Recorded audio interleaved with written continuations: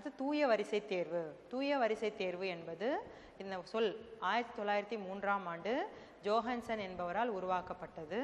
இது பார்த்திங்கன்னா ஒத்த மரபணு பண்பு உடைய ஒரு தாவரத்தை தன்மகர்ந்த சேர்க்கை மூலமாக மீண்டும் மீண்டும் நாம் அதே இனத்திலிருந்து அதிக அளவு தாவரங்களை உருவாக்குகின்ற நிகழ்ச்சிக்கு பேர் தூய வரிசை தேர்வு. அதுலேருந்து சிறந்த ஒன்று நாம் எடுத்துக்கிறோம். இப்போ இதில் மரபணுகளில் வந்து மாற்றம் இருக்குமானா கண்டிப்பாக இருக்காது. மரபணு கூறுகள் எல்லாமே ஒரே மாதிரியாக இருக்கும். இதில் புதிய மரபணு வகையம் வந்து உருவாக்கப்படாது. அதுதான் இதோட குறை. இதில் பார்த்திங்கன்னா தகவமைப்புகள் ரொம்ப குறைவாகவும் சூழ்நிலை மற்றும் மாற்றங்களுக்கு ஏற்படக்கூடிய நிலை, அதாவது எதிர்ப்புத்தன்மை சொல்கிறோம் இல்லையா, சூழ்நிலை மாற்றங்களுக்கு ஏற்ப சகிப்புத்தன்மைன்ட்டு அதெல்லாம் இதில் வந்து குறைவாக இருக்கும். தாவர பயிர் பெருக்கத்தில் தேர்ந்தெடுத்தல் நிகழ்ச்சியில் நம்ம இயற்கை தேர்வு செயற்கை தேர்வில் அடுத்து நம்ம பார்க்க இருக்கிறது நகல் தேர்வு. நகல் தேர்வு அப்படின்னா என்னென்னா, அதாவது உடலை கலப்பினல் உடலை இனப்பெருக்கம் மூலமாக இனப்பெருக்கம் செய்யக்கூடிய ஒரு தாவரத்திலிருந்து மைட்டாட்டிக் செல் பகுப்பு மூலமாக தாய் தாவரத்தை தேர்ந்தெடுத்து அந்த தாய் தாவரத்திலிருந்து புதிய தாவரங்களை உருவாக்குகின்ற தொழில்நுட்பம் நம்ம என்ன சொல்கிறோன்னா நகல் தேர்வு. இந்த நகல் தேர்வு தாவர பயிர் பெருக்கத்தில் தேர்வு முறையில் இயற்கை தேர்வு செயற்கை தேர்வு. செயற்கை தேர்வில் நாம் பார்க்குறது நகல் தேர்வு. நகல் தேர்வு என்பது உடல் இனப்பெருக்கம் மூலமாக தலைவழி இனப்பெருக்கம் செய்யக்கூடிய தாவரத்திலிருந்து மைட்டாட்டிக் பகுப்பு மூலமாக உண்டான தாய் தாவரத்திலிருந்து ஒத்த பண்புகள் கொண்ட வழித்தோன்றல்கள் நாம் உருவாக்குறோம். இதுக்கு பேர் நகல் தேர்வு. இந்த தாவரங்கள்லிருந்து புறத்தோற்ற பண்பின் அடிப்படையில் சிறந்த தாவரங்களை தேர்வு செய்தல் நகல் தேர்வு என்று அழைக்கப்படுகிறது. இந்த தாவரங்கள் பார்த்திங்கன்னா அவற்றுடைய மரபணு வகையம் நீண்ட நாட்களுக்கு மாறாமல் அப்படியே இருக்கும் அப்படின்னு சொல்கிறாங்க. அடுத்து நம்ம பார்க்க போகிற நிகழ்ச்சி கலப்புருத்தம். கலப்புருத்தம்னா என்னென்னா, மரபணு வகையத்தில் வேறுபட்ட இரண்டுக்கும் மேற்பட்ட சிற்றினங்களுக்கிடையே கலப்புருத்தம் செய்கின்ற நிகழ்ச்சிக்கு பேர் கலப்புருத்தம் பேர். இது மூலமாக நமக்கு கிடைக்கக்கூடிய உயிரியை நம்ம கலப்புயிரின்னு சொல்கிறோம். இந்த கலப்புயிரி தாவர பயிர் மேம்பாட்டில் வந்து முக்கியமான ஒரு பொருளாக இருக்குது. இதில் பார்த்திங்கன்னா நம்ம என்ன பண்ணணும், 2 அல்லது மேற்பட்ட சிற்றினங்களை தகுந்த பண்புகளை இணைத்து புதிய தாவரங்களை நாம் உருவாக்குறோம். முதல்ல இந்த கலப்பினம், அதாவது கலப்புருத்தம் இந்த நிகழ்ச்சி காட்டன் மேத்தர் என்பவரால் சோளம் தாவரத்தில் கண்டுபிடிக்கப்பட்டது.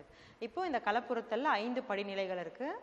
அது என்னன்னு பார்க்க போகிறோம். இப்போ முதல்ல நம்ம என்ன பண்ணணும்னா, கலப்புருத்தலுக்கு தேவையான பெற்றோரை தேர்ந்தெடுத்தல். அதாவது இப்போ நம்ம சொன்னோம் இல்லைங்க, மரபணு வகையத்தில் வேறுபட்ட 2 தாவரங்கள், அதாவது ஒரு தாவரம் நம்ம ஆண் தாவரமாக எடுத்துக்கிட்டோம், இன்னொரு தாவரம் பெண் தாவரமாக எடுத்துக்கணும். அப்போ என்ன தாவரத்தில் நம்ம கலப்புயிரியை உருவாக்க போகிறோம்னு முடிவு பண்ணியிருக்கோம் இல்லைங்களா, அந்த தாவரங்களை நாம் செலக்ட் பண்ணுறது, அதை வந்து நம்ம தேர்ந்தெடுத்தோம். அவங்க தான் வந்து பெற்றோர். அதில் ஒரு தாவரம் ஆண் தாவரமாகவும் மற்றொரு தாவரம் பெண் தாவரமாகவும் இருக்கும். இந்த முதல் நிகழ்ச்சிக்கு பேர் பெற்றோரை தேர்ந்தெடுத்தல் அப்படின்னு சொல்லிட்டு பேர்.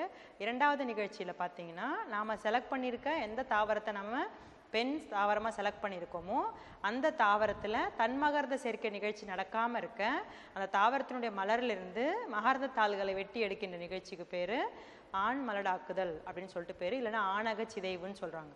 அப்போ நம்ம தன்மகர்ந்த சேர்க்கை தடுக்கிறதுக்காக பெண் தாவரத்தில் மேற்கொள்ளப்படுகின்ற நிகழ்ச்சி இது. அதுக்கடுத்து 3வது நிகழ்ச்சி பார்த்திங்கன்னா பையிடுதல். அதாவது இப்போ நம்ம ஆண் மலடாக்கம் செஞ்சுருக்கோம் இல்லைங்களா, அந்த தாவரத்தினுடைய மலரினுடைய சூலக முடியில் வேறு ஏதேனும் தேவைப்படாத தாவரங்களுடைய மகரந்த தூள் கலக்காமல் இருக்க அந்த தாவர மலரை நாம் ஒரு பை போட்டு பாதுகாக்கும் முறைக்கு பேர் பையிடுதல் அல்லது உரையிடுதல் என்று அழைக்கப்படுகிறது. அடுத்து கலப்பு செய்தல். கலப்பு செய்தல் என்பது எந்த தாவரத்தை நம்ம ஆண் தாவரமாக நம்ம செலக்ட் பண்ணியிருக்கோமோ அந்த தாவர மலரிலிருந்து மகரந்த தூள்களை சேகரித்து எடுத்துகிட்டு வந்து இப்போ நம்ம பையிட்டு வச்சுருக்கோம் இல்லைங்களா, அந்த தாவரத்தினுடைய சூலக முடியில் சேர்க்கின்ற நிகழ்ச்சிக்கு பேர் கலப்பு செய்தல் அப்படின்னு பேர். அப்போது கடைசி நிகழ்ச்சியானது விதைகளை அறுவடை செய்தல். இப்போ நம்ம என்ன பண்ணியிருக்கோம், பெற்றோரை தேர்வு செஞ்சுருக்கோம், ஆண் தாவரத்தில் இருந்து மகரந்த தூளை வந்து பயிடுதல் மூலமாக பாதுகாத்து வைக்கப்பட்டிருக்க பெண் தாவரத்தில் சேர்த்து கலப்புருத்தம் செஞ்சுருக்கோம். இப்போ மகரந்த சேர்க்கை கருவுறுதல் நடந்து நம்மளுக்கு விதைகள் உருவாக்கப்பட்டிருக்கும். அந்த விதைகளை வந்து கலெக்ட் பண்ணி நம்ம அடுத்த சந்ததிகளை புதிய கலப்புயிரியை நாம் உருவாக்குறோம். இப்போ நம்ம உயிரியை உருவாக்கும் நிகழ்ச்சி படிச்சோம் இல்லைங்களா, அதில் என்னென்ன வகையான தாவரங்களை பயன்படுத்தி நம்ம கலப்புயிரி செய்ய முடியும் அப்படின்றத வகைகள். அப்போ கலப்புறுத்தலின் வகைகள் இது 5 மதிப்பெண் வினாக்களில் உங்களுக்கு கேட்கப்படலாம். கலப்புறுத்தல் படிநிலையில் முதல் வகை பார்த்திங்கன்னா ஒரே ரகத்தினுள் கலப்புறுத்தம் செய்தல். அதாவது ஒரே 2 ரகம் இருக்குன்னா, ஒரு ரகம் இருக்குன்னா அந்த ரகத்தினுடைய 2 தாவரங்களுக்கிடையே நம்ம கலப்பு செய்கிறோம். இந்த வகையான கலப்பு நம்ம எதில் செய்ய முடியும்னா தன்மகரந்த சேர்க்கை அடைகின்ற தாவரங்களில் இந்த மாதிரியான கலப்பை நாம் செய்ய முடியும். இரண்டாவது வகை பார்த்திங்கன்னா ரகத்தினுள் கலப்பு செய்தல். அதாவது ஒரு சிற்றினத்தினுடைய 2 ரகங்களுக்கு இடையே நாம் கலப்பு செய்கிறது. இதில் பார்த்திங்கன்னா தன்மகரந்த சேர்க்கை மற்றும் அயல்மகரந்த சேர்க்கை அடையும் தாவரங்களில் இந்த வகையான கலப்பினத்தை நம்மளால் உருவாக்க முடியும். அடுத்து சிற்றினங்களுக்கிடையே கலப்புறுத்தம் அப்படின்னா என்ன அப்படின்னு பார்க்கும்போது ஒரு குறிப்பிட்ட பேரினத்தை சார்ந்த 2 வெவ்வேறு சிற்றினங்களை நாம் இந்த கலப்புறுத்தம் மூலமாக புதிய கலப்புயிரியாக உருவாக்க முடியும்.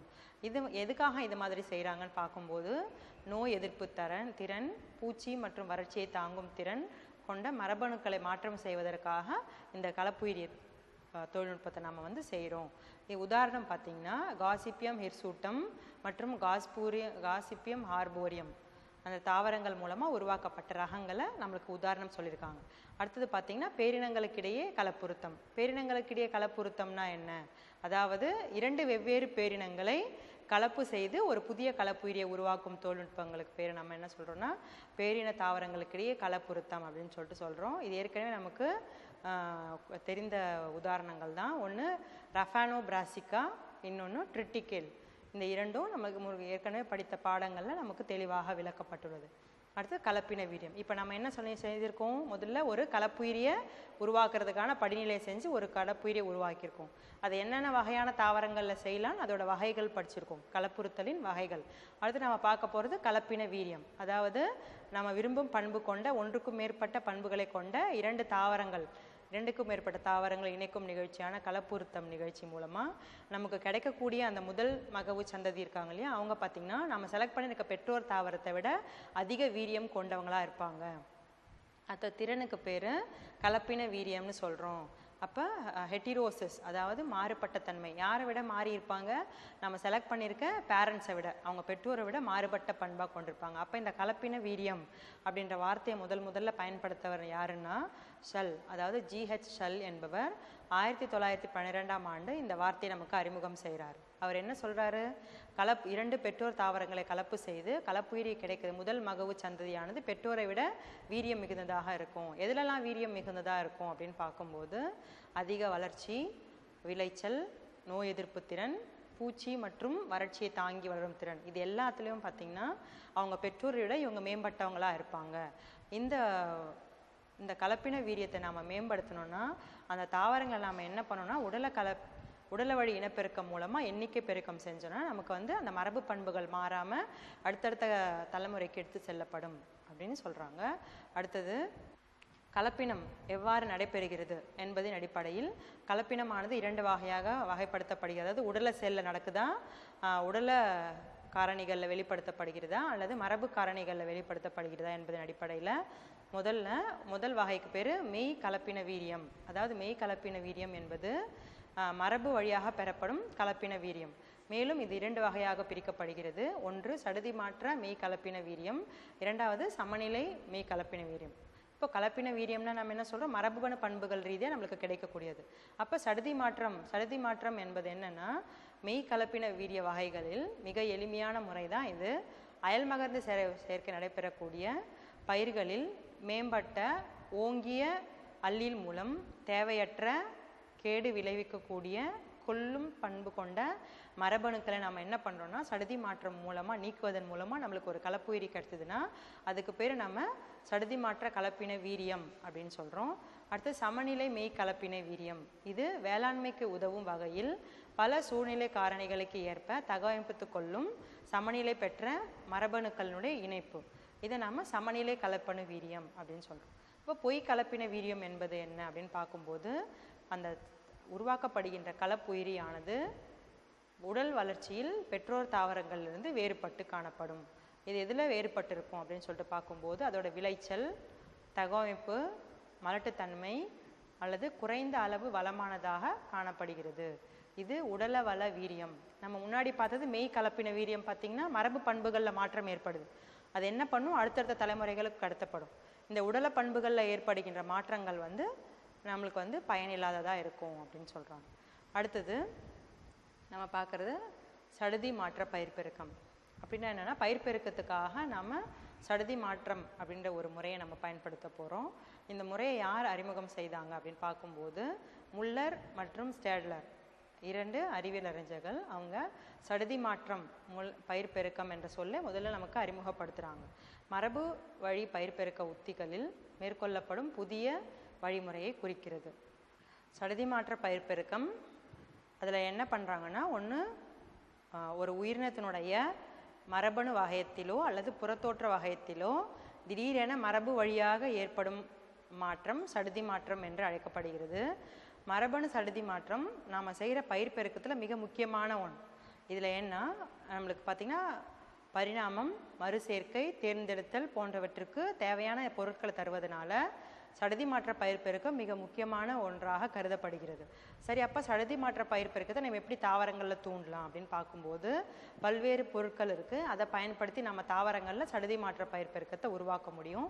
என்னெல்லாம் பொருட்கள் பயன்படுத்தப்படுது அப்படின்னு பார்க்கும்போது புற ஊதா கதிர்கள், எக்ஸ் கதிர்கள், ஆல்ஃபா, பீட்டா, காமா கதிர்கள் போன்றவற்றை பயன்படுத்துது அல்லது CCM, ethyl methane sulphonate, urea போன்ற பொருட்களை பயன்படுத்தி தாவரங்களில் சடுதி மாற்றத்தை உருவாக்கி புதிய கலப்புயிரிகளை புதிய பயிர் ரகங்களை உருவாக்க முடியும். எடுத்துக்காட்டு, அதிக விளைச்சலையும் உயரத்தையும் கொண்ட 3 மரபணு கொண்ட குட்டை ரக கோதுமை, உவர் தன்மை மற்றும் பூச்சி எதிர்ப்பு தன்மை கொண்ட அட்டாமிட்டா 2 அரிசி. இதெல்லாம் பார்த்திங்கன்னா நம்மளுக்கு சடுதி மாற்ற பயிர் பெருக்கம் மூலமாக கிடச்சிருக்கு. அடுத்து நம்ம பார்க்குறது பன்மடிய பயிர் பெருக்கம். அதாவது சாதாரணமாக எல்லா உயிரினங்களும் பார்த்திங்கன்னா இருமடிய தன்மை கொண்டிருக்கும். அதாவது ஒரு மடியம் வந்து பெற்றோர் தாவரங்கள்லேருந்து கிடைக்கப்படுற ஆண் மற்றும் பெண் பெற்றோர் தாவரங்கள்லேருந்து கிடைக்கக்கூடிய கருவிலிருந்து வளர்ச்சி அடைகின்ற எல்லா உயிரினங்களும் இருமடிய தன்மை கொண்ட குரோமோசோம்களை கொண்டிருக்கும். இந்த தாவரங்களுடைய குரோமோசோம் எண்ணிக்கையில் என்ன ஆகும்னா மாற்றம் ஏற்படும் போது அந்த பண்பு நம்ம விரும்பத்தக்க பண்பாக இருந்துச்சுன்னா அதை வந்து நம்ம பயிர் பெருக்கத்துக்காக பயன்படுத்தலாம். பார்த்திங்கன்னா பெரும்பாலும் எல்லா பூக்கும் தாவரங்களும் இருமடியம் கொண்டவை. 2க்கும் மேற்பட்ட குரோமோசோம் தொகுப்புகளை கொண்டிருந்தால் நாம் அதை வந்து பன்மயம் அப்படின்னு சொல்கிறோம்.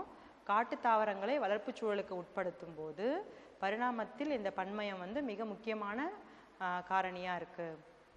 இது பார்த்திங்கன்னா உயிர் மற்றும் உயிரற்ற காரணிகளோட இறுக்கத்தை தாங்கும் திறன், தீங்கு விளைவிக்கக்கூடிய சடுதி மாற்றத்தினை தாங்கும் திறன் போன்ற பண்புகளை கொண்டிருக்கிறது. மேலும் பன்மடியம் பார்த்திங்கன்னா குன்றல் பகுப்பு குறைபாட்டின் காரணமாக குறைந்த வளத்தன்மையுடைய விதையற்ற ரகங்கள் உருவாவதற்கு வழிவகுக்கின்றன. இதில் 2 வகை இருக்குது. ஒன்று தன் பன்மடியம், இன்னொன்று அயல் பன்மடியம். பன்மடியம் ஆதல் என்பது ஒரு தாவரத்தில் உள்ள குரோமோசோம்கள் தானாகவே இரட்டிப்படைதலை வந்து குறிக்கும். அதாவது குரோமோசோம் தொகுதியில் ஒரு தொகுதி வந்து எக்ஸ்ட்ரா வந்து உருவாயிருக்கும் தானாகவே. அப்போ அதை நம்ம வந்து பன்மடியம், தன் பன்மடியம் சொல்கிறோம். இந்த வகையான தாவரங்கள் பார்த்திங்கன்னா எதில் உருவாக்கப்பட்டிருக்கு? பெரும்பாலும் பீட்ரூட், ஆப்பிள் போன்ற உண்மைய பன்மடிய நிலையில் வீரியத்தன்மை, அதாவது கனி, வேர், இலை, மலர் ஆகியவற்றை பார்த்திங்கன்னா பெரிய அளவில் உருவாக்கியிருக்கும். அது மட்டும்தான்னா கிடையாது, தாவரங்களுடைய கனிகள் எண்ணிக்கை மற்றும் சர்க்கரையினுடைய அளவை வந்து அதிகரிக்க செய்யுது. அப்போ இந்த தன் பன்மடியத்தை பயன்படுத்தி பயிர் பெருக்கத்தில் பெரிய அளவுடைய இலைகள் மற்றும் மலர்கள், கனிகளை நம்மளால் உருவாக்க முடியும். அதோடு மட்டும் இல்லாமல் விதை இல்லாத ஆப்பிள், தக்காளி, ஆரஞ்சு, தர்பூசணி போன்ற தாவரங்கள் இந்த முறையில் உருவாக்கப்படுகிறது. அப்போ நம்ம அயல் பன்மடியத்தை எப்படி நம்ம தூண்டலாம் அப்படின்னு பார்த்திங்கன்னா கால்சிசின் எனப்படுகின்ற வேதிப்பொருளை பயன்படுத்தி தாவரங்களில் அயல் பன்மயம் தூண்டப்படுகிறது.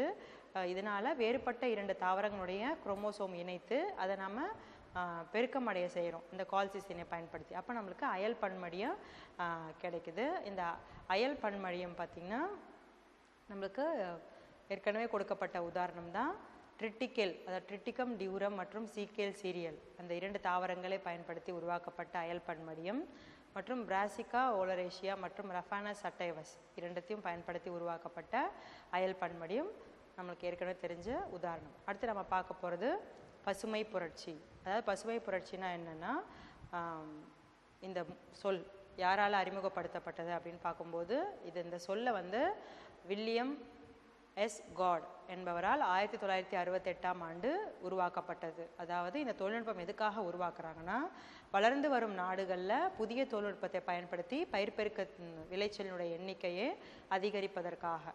இதில் என்ன பண்ணுறாங்கன்னா தொடர் ஆய்வுகள், முன்னேற்றங்கள், புதுமைகள் தொழில்நுட்பங்களை பயன்படுத்தி அதன் விளைவாக நம்மளுக்கு கிடைக்கக்கூடிய விளைவு தான் நம்ம என்ன சொல்கிறோம்னா பசுமை புரட்சி அப்படின்னு சொல்கிறோம்.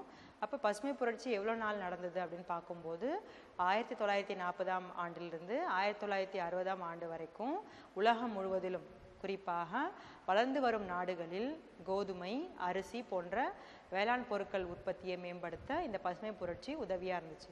அப்போ இந்த பசுமை புரட்சி இதில் வந்து பங்கேற்ற தாவரவியல் வல்லுநர்கள் யாரெல்லாம் அப்படின்னு சொல்லிட்டு நமக்கு சொல்கிறாங்க. இப்போ நம்ம வளரும் நாடுகளில் வேளாண் உற்பத்தியை பெருக்குவதற்காகவும் உயர் விளைச்சல் மற்றும் தாங்கும் திறன் கொண்ட ரகங்களை அறிமுகப்படுத்துகிறோம். நம்ம நீர் மற்றும் உர பயன்பாட்டு முறைகள், வேளாண் மேலாண்மையை மேம்படுத்த தீவிர திட்டமிடுதல் ஆகியவற்றை கொண்டு 1960 பார்த்திங்கன்னா பசுமை புரட்சி அல்லது வேளாண் புரட்சி உருவாக்கப்பட்டது. இது பார்த்திங்கன்னா டாக்டர் பிபி பால், அடுத்தது doctor NE Borlaug, doctor MS Swaminathan ஆகியவர்கள் இந்த பசுமை புரட்சியினுடைய வெற்றிக்கு அனைத்து விதத்திலும் உறுதுணையாக இருந்திருக்காங்க. 1963ஆம் ஆண்டு மெக்சிகோவிலிருந்து அரை குட்டைத்தன்மை கோதுமை ரகம் இந்தியாவில் அறிமுகப்படுத்தப்பட்டது. இதன் மூலம் உயர் விளைச்சல் கொண்ட சோனோரா 64, சோனாலிகா, கல்யாண் சோனா போன்ற பல கோதுமை ரகங்கள் பயிர் பெருக்கத்திற்காக 5 நீண்ட கால திட்டங்கள் வகுக்கப்பட்டது. இத்தகைய ரகங்கள் பரவலான உயிரி மற்றும் உயிரற்ற காரணிகளை தாங்கும் திறன் கொண்டதாக இருக்கு. கோதுமையை போன்றே உரமேற்கும் திறன் கொண்ட TN1 அதாவது டாய்சிங் நேட்டிவ் 1 என்கின்ற முதல் அரை குட்ட கலப்பின நெல் வகையை 1956ஆம் ஆண்டு டாக்டர் எம்எஸ் சுவாமிநாதன் அவர்கள் தாய்வானில் உருவாக்கினார். இதன் வழித்தோன்றல்கள் 1966ஆம் ஆண்டில் அறிமுகப்படுத்தப்பட்டன. பிறகு சிறந்த விளைச்சல் தரும் அரை குட்டை நெல் ரகமான ஜெயா மற்றும் ரத்னாவை இந்தியாவில் உருவாக்கினர். இப்போது பயிர் பெருக்கம் மூலமாக நோய் எதிர்க்கும் திறன் கொண்ட தாவரங்களை உருவாக்குதல். அதாவது பெரும்பாலும் நம்ம நிலத்தில் பயிர் செய்யும்போது தாவரங்களுக்கு பார்த்திங்கன்னா பூஞ்சை மற்றும் பாக்டீரியா வைரஸ்களால் நோய் உண்டாக்கப்படும். இப்போ நம்ம அந்த மாதிரி நோய் பற்றி படிக்கும்போது அதிலேயே நம்மளுக்கு வரும் நோய் எதிர்ப்பு திறன் கொண்ட மேம்படுத்தப்பட்ட ரகங்களை பயன்படுத்துதல் அப்படின்னு சொல்லுவாங்க இல்லைங்களா. அது மாதிரி இப்போ நம்ம பயிர் பெருக்க முறையில் நோய் எதிர்ப்பு திறன் கொண்ட ரகங்களை உருவாக்கியிருக்காங்க. என்னென்ன ரகங்கள் வந்து நம்ம உருவாக்கியிருக்காங்கன்றதை நம்ம பார்க்கலாம். அதுக்கான அட்டவணை கொடுக்கப்பட்டுள்ளது. அட்டவணை எண் 9.1 நோய் எதிர்க்கும் திறன் கொண்ட ரகங்கள். இதில் பயிர் பார்த்திங்கன்னா கோதுமை பயிரில் அதில் உருவாக்கப்பட்ட ரகம் ஹிம்கிரி அப்படின்ற ரகத்தில் இலை மற்றும் பட்டை துரு ஹில்பண்ட் அந்த நோய்களுக்கான எதிர்ப்பு திறன் கொண்ட ரகமாக அந்த ஹிம்கிரி அப்படின்ற ரகம் இருக்குது. அடுத்து பிராசிகா தாவரத்தில் பூசா ஸ்வர்ணிம் இந்த தாவரம் பார்த்திங்கன்னா வெண்துரு நோய்க்கான எதிர்ப்பு திறனை கொண்டு இருக்கிறது. அடுத்து காலிஃப்ளவர் இதில் பார்த்திங்கன்னா அதோட ரகங்களோட பேர் பூசா சுப்ரா, பூசா ஸ்னோபால், அப்புறம் K1. கருப்பு அழுகல் மற்றும் சுருள் கருப்பு அழுகல் அந்த நோய்கள்லேருந்து எதிர்ப்பு திறன் கொண்டதாக இருக்குது. காராமணி தாவரத்தில் பார்த்திங்கன்னா பூசா கோமல் என்ற ரகம் பாக்டீரியா அழுகல் நோயிலிருந்து எதிர்ப்பு திறன் கொண்டதாக இருக்குது. மிளகாய் தாவரத்தில் பார்த்திங்கன்னா பூசா சடபஹர் என்ற தாவரத்திலிருந்து இந்த வகையானது மிளகாய் மொசைக் தேமல் வைரஸ், புகையிலை தேமல் வைரஸ் மற்றும் இலைச்சுருள் ஆகியவற்றை எதிர்க்கும் திறன் கொண்டதாக இருக்குது. அடுத்து வெண்டை தாவரத்தில் பார்த்திங்கன்னா மஞ்சள் தேமல் வைரஸ் நோயை எதிர்க்கும் திறனானது காட்டு சிற்றினத்திலிருந்து பெறப்பட்டு ஏபல் மாஸ்கஸ் எஸ்குலண்டஸ் என்ற ஒரு புதிய ரகமாக உருவாக்கப்பட்டுள்ளது. இதனுடைய பெயர் பார்த்திங்கன்னா பர்பரானி கிராந்தி என்று நாம் சொல்கிறோம். இதே மாதிரி அடுத்தது பூச்சி எதிர்க்கும் திறன் கொண்ட தாவரங்களை உருவாக்குதல். பெரும்பாலும் பயிர் தாவரங்களை பார்த்திங்கன்னா பூச்சியானது தாக்கும். இந்த ஓம்புயிர் தாவரங்களின் பூச்சி எதிர்க்கும் திறனானது அதனுடைய புறத்தோற்றம், உயிரி வேதியியல், உடற்செயலியல் போன்ற பண்புகளை கொண்டு அமைகிறது. இப்போ தாவரங்களில் தூவிகள் இருந்துச்சுன்னா அந்த வகையான தாவரங்களை பார்த்திங்கன்னா பூச்சிகள் அதிகமாக தாக்காமல் இருக்கும். அதே மாதிரி பருத்தினுடைய இலை தத்து பூச்சி எதிர்ப்பு திறன் மற்றும் கோதுமை தானிய வண்டினுடைய எதிர்ப்பு திறன் திடமான தண்டுகள் கொண்ட கோதுமை ரம்ப பூச்சியால் விரும்பப்படுவதில்லை. அதே மாதிரி மிருதுவான இலையும் பூந்தேன் இல்லாத அந்த பருத்தி தாவரங்களை பூச்சிகள் வந்து கவர்வது கிடையாது. இதில் அதிக அளவு அஸ்பாரட்டிக் அமிலம், குறைந்த நைட்ரஜன் மற்றும் சர்க்கரை கொண்ட சோளங்களில் பார்த்திங்கன்னா சோளத்தண்டு துளைப்பான்களுக்கு எதிர்ப்பு திறனை கொண்டுள்ளது. அப்போ இதெல்லாம் வந்து எப்படி இந்த ரகங்களை உருவாக்கலாம் அப்படின்னு பார்க்கும்போது பூச்சி எதிர்க்கும் ரகங்கள் அட்டவணை 9.2 பயிர் பார்த்திங்கன்னா பிராசிகா கடுகு சிற்றின வகை. அதில் உருவாக்கப்பட்ட ரகம் பூசா கௌரவ். இது பார்த்திங்கன்னா அசுவினி பூச்சி, அந்த பூச்சியோட தாக்குதலுக்கு எதிரான எதிர்ப்பு திறனை கொண்டிருக்கு. அடுத்து தட்டை பீன்ஸ் பூசா செம் 2, பூசா செம் 3 இலை தத்து பூச்சி மற்றும் அசுவினி பூச்சிகளுக்கு எதிரான எதிர்ப்பு திறனை கொண்டிருக்கிறது. வெண்டைக்காயில் பார்த்திங்கன்னா பூசா சவானி மற்றும் பூசா A4 தண்டு மற்றும் பழைய துளைப்பானுக்கு எதிரான எதிர்ப்பு தன்மையை கொண்டுள்ளது. அடுத்து நம்ம பார்க்க இருக்கிறது நவீன தாவர பயிர் பெருக்க தொழில்நுட்பம். இந்த நவீன தாவர பயிர் பெருக்க தொழில்நுட்பம் பார்த்திங்கன்னா நம்ம ஏற்கனவே படிச்சிருக்கோம். 4வது மற்றும் 5வது பாடங்களில் படித்த மாதிரி தாவர திசு வளர்ப்பு மற்றும் உயிரி தொழில்நுட்பவியலை பயன்படுத்தி மற்றும் புரோட்டோபிளாச இணைவுகளை பயன்படுத்தி மூலக்கூறு குறிப்பு மற்றும் டிஎன்ஏவில் விரல் பதிவு போன்ற பயிர் பெருக்க முறைகளை உயர் ரக பயிர்கள் பெறப்படுகிறது. இது மூலமாக நமக்கு என்னெல்லாம் புதிய தாவரங்கள் கிடைக்கும் அது தொழில்நுட்பம் சொல்கிறாங்க. புதிய தாவர பொறியியல் தொழில்நுட்ப முறைகள், அதாவது NBT new plant engineering techniques, புதிய பயிர் பெருக்க தொழில்நுட்ப முறைகள். NBT என்பது தாவர பயிர் பெருக்கத்தில் புதிய பண்புகளை வளர்க்கவும் வேகப்படுத்தவும் பயன்படுத்தப்படுகின்ற ஒரு முறை. இதில் பார்த்திங்கன்னா தாவரங்களுடைய டிஎன்ஏல குறிப்பிட்ட இடத்துல டிஎன்ஏவோட மரபணு வகையத்தை திருத்தம் செய்து அதிலிருந்து புதிய பண்புகளை கொண்ட உயிரினங்களை உருவாக்கும் முறையை நாம் இதில் பயன்படுத்துகிறோம். இதில் 4 படிநிலைகள் இருக்குது. முதல் படிநிலை பார்த்திங்கன்னா மரபணு தொகையத்தை வெட்டுதல் மற்றும் மாற்றி அமைத்தல். அது பார்த்திங்கன்னா CRISPR-Cas போன்ற முறைகள் அதில் பயன்படுத்தப்படுகிறது. மரபணு தொகையை திருத்தம் ஆலிகோ நியூக்ளியோடைடு கொண்ட திடீர் மாற்ற காரணிகளை கொண்டு மரபணுக்களில் மாற்றங்கள் செய்யப்படுகிறது. அதில் பார்த்திங்கன்னா நியூக்ளியோடைடு கார இணைகளில் பார்த்திங்கன்னா மாற்றங்களை உருவாக்குறாங்க. ஒரே சிற்றினம் அல்லது நெருங்கிய தொடர்புடைய சிற்றினங்களுக்குள் மரபணுக்கள் மாற்றப்படுவது டிஎன்ஏவை மாற்றம் செய்யாமல் அதற்குள் இருக்கும் மரபணுவின் செயல்பாடுகளை ஒருங்கமைக்கும். இந்த 4 படிநிலைகள் மூலமாக புதிய மரபணு தொழில்நுட்பமானது புதிய ரகங்களை உருவாக்குவதற்கு பயன்படுத்தப்படுகிறது. அடுத்தது ஒரு சில தாவர பசுமை புரட்சியினோட இது பார்த்திங்கன்னா அவங்கள பற்றியான குறிப்பு கொடுத்துருக்காங்க. Norman E. போலாக் இவங்க பார்த்திங்கன்னா தாவர நோயியலாளர் மற்றும் பயிர் பெருக்க வல்லுனர். இவர் என்னென்ன ரகங்களை உருவாக்குனார் அப்படின்னு பார்க்கும்போது நோரின் 10, சொனோரா 64, லெர்மா ரோஜா 64 போன்ற உயர் விளைச்சல் கொண்ட துருநோய் தாங்கும் திறன் கொண்ட கோதுமை ரகங்களை உருவாக்கினார். இவருடைய கண்டுபிடிப்புகள் பார்த்திங்கன்னா பசுமை புரட்சிக்கு அடிப்படையாக இருந்தது. அடுத்தது நம் நாட்டை சார்ந்த டாக்டர் MS சுவாமிநாதன். இவர் சடுதி மாற்ற பயிர் பெருக்கத்தின் முன்னோடி ஆவார். இவர் சடுதி மாற்ற முறை மூலம் பொன்னிறமுடைய கோதுமையை ஷர்பதி சொனரா என்ற ரகத்தை உருவாக்கினார். இது இந்தியாவின் பசுமை புரட்சிக்கு வழிகோலியது. இவர் இந்திய பசுமை புரட்சியின் தந்தை என்று அழைக்கப்படுகிறார். அடுத்தது நம்ம பார்க்குறது நெல் ஜெயராமன். இவர் திருவாரூர் மாவட்டத்தை சார்ந்தவர். இவர் பார்த்திங்கன்னா நமது நெல்லை பாதுகாப்போம் என்ற அமைப்பின் மூலமாக பாரம்பரிய நெல் ரகங்களை பாதுகாப்பது மற்றும் அதை விவசாயிகளுக்கு பயிற்சி அளித்து நிலங்களில் ஏற்படும் பாதிப்புகளை குறித்து அறிவுரை வழங்குவது போன்ற ஆலோசனைகளை வழங்கி வந்தார். இவருடைய நெல் விதை திருவிழாவில் 7000க்கும் மேற்பட்ட விவசாயிகள் கலந்து கொண்டு 156 வகையான பாரம்பரிய நெல் ரகங்களை கண்காட்சிக்கு வைத்தார். சர்வதேச நெல் ஆராய்ச்சி நிலையத்தில் உரையாற்றுவதற்காக இவர் பிலிப்பைன்ஸ் நாட்டிற்கு அழைக்கப்பட்டிருந்தார்.